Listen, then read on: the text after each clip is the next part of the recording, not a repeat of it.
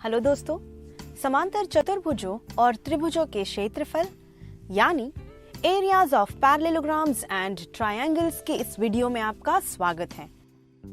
आज हम एक ही आधार और एक ही समांतर रेखाओं के बीच स्थित त्रिभुज यानी triangles on the same base and between the same parallels पर चर्चा करेंगे।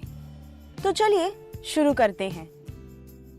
दोस्तों, अब तक हम एक ही आधार और एक ही समांतर रेखाओं के बीच स्थित समांतर चतुर्भुज और त्रिभुजों के क्षेत्रफल पर चर्चा कर चुके हैं। आगे बढ़ते हुए अगर हमें एक ऐसी आकृति दी जाए जिसमें दो त्रिभुज एक ही आधार और एक ही समांतर रेखाओं के बीच स्थित हैं, तो उनके क्षेत्रफल के बारे में हम क्या कह सकते हैं? वीडियो पॉज कर आप इस पर विचार कर सकते हैं। हम जानते हैं कि यदि एक त्रिभुज और समांतर चतुर्भुज एक ही आधार और एक ही समांतर रेखाओं के बीच स्थित है, तो त्रिभुज का क्षेत्रफल समांतर चतुर्भुज के क्षेत्रफल का 1/2 गुना होता है। समांतर चतुर्भुज के क्षेत्रफल का सूत्र आधार गुणे ऊंचाई, तो त्रिभुज के क्षेत्रफल उसके आधार और ऊंचाई के गुणनफल के आधे के बराबर होता है। दोस्तों, हम अपनी पिछली कक्षाओं में भी त्रिभुज के क्षेत्रफल निकालने के लिए इस सूत्र का प्रयोग कर चुके हैं।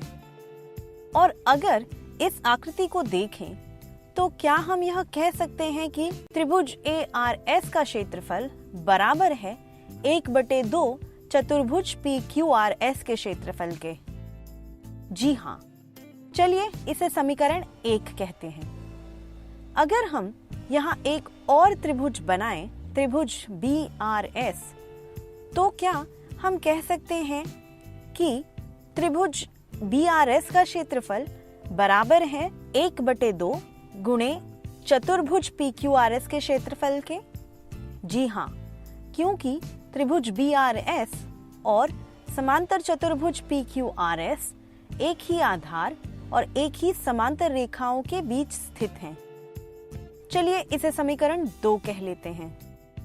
अगर इन दोनों परिस्थितियों को देखें तो हम कह सकते हैं कि इन दोनों त्रिभुजों के क्षेत्रफल बराबर हैं, यानी त्रिभुज ARS और त्रिभुज BRS जो एक ही आधार RS और एक ही समांतर रेखाओं AB और RS के बीच स्थित है, उनके क्षेत्रफल बराबर हैं।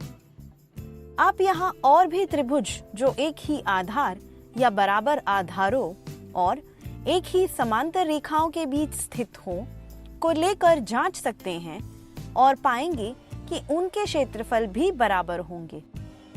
इसके आधार पर हम एक प्रमेय पर पहुंचे हैं जो बताता है कि एक ही आधार या बराबर आधारों और एक ही समांतर रेखाओं के बीच स्थित त्रिभुज क्षेत्रफल में बराबर होते हैं।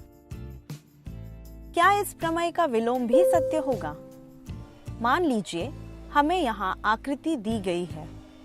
यहाँ हमें दिया गया है कि त्रिभुज PQR और त्रिभुज SQR के क्षेत्रफल बराबर हैं।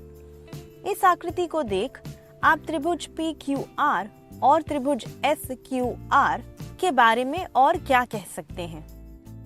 यहाँ इन दोनों त्रिभुजों के आधार QR भी समान हैं।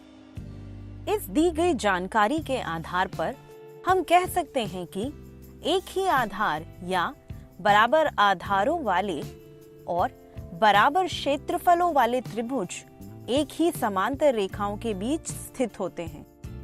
चलिए इस पर चर्चा करें। त्रिभुज PQR और त्रिभुज SQR के क्षेत्रफल बराबर हैं। इसे हम ऐसे भी लिख सकते हैं।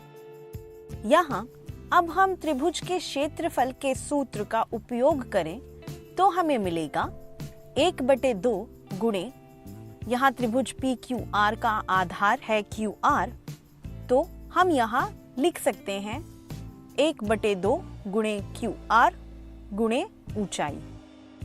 हमें यहाँ ऊंचाई की कोई भी जानकारी नहीं दी गई है, तो चलिए इसे H1 मान लेते हैं। इसी तरह हम त्रिभुज SQR में भी त्रिभुज के सूत्र का उपयोग कर सकते हैं और हमें यह मिलेगा, जहां H2 त्रिभुज SQR की ऊंचाई है। अब हम इन दोनों भागों को देखें तो यहाँ 1/2 और आधार समान है। आगे हल करने पर अब यहाँ केवल ऊंचाई बची है, इसलिए हम कह सकते हैं कि H1 बराबर है H2 के, यानी त्रिभुज PQR और त्रिभुज SQR की ऊंचाई बराबर है, यानी भुजा QR से शीर्ष P और S बराबर दूरी पर होंगे। यदि हम P और S को एक रेखा खींचकर जोड़ते हैं तो हम कह सकते हैं कि PS और QR समांतर हैं। इसलिए हम कह सकते हैं कि त्रिभुज PQR और त्रिभुज SQR दो समांतर रेखाओं के बीच स्थित हैं। और इस तरह हमने प्रमेय का विलोम भी सिद्ध किया, जो कहता है कि एक ही आधार या बराबर आधारों और बराबर क्षेत्रफलों वाले त्रिभुज एक ही समांतर रेखाओं के बीच स्थित होते हैं। दोस्तों, इस सत्र में बस इतना ही। आज हमने एक ही आधार और एक ही समांतर रेखाओं के बीच स्थित त्रिभुजों के क्षेत्रफलों पर चर्चा की। अगले वीडियो में इसी पर आधारित कुछ प्रश्नों को हल करेंगे। तो मिलते हैं अगली वीडियो में। धन्यवाद।